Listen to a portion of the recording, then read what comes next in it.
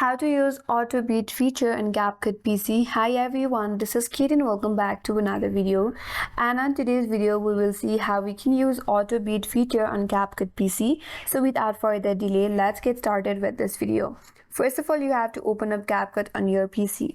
Now you have to import your audio. So click on this audio icon or audio option at the top left corner from this menu bar. Here you can use all of these options, such as you can add sound effects, you can extract audio, you can add any TikTok sound, or also you can go with brand music.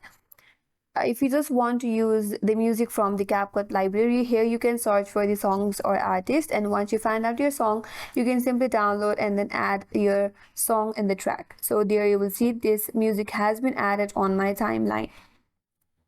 Now to use the Auto Beat feature, all you have to do is click on this track on the timeline, then navigate to this menu bar at the top of the timeline.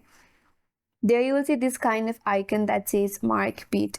So you have to click on it, and there you have two options, beats 1 and beats 2. Beats 1, if you select beats 1, you will see your major beats on the track. If you select your beats 2, you will see the major beats along with the subshade beats.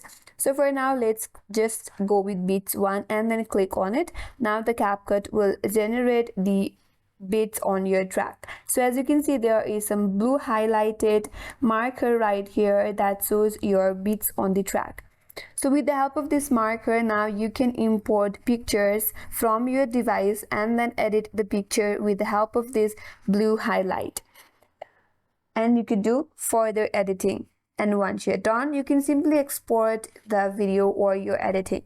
And that's all for today's video. Hope this video was helpful, and if you're new to our channel, consider subscribing. Thank you for watching and stay tuned for more videos.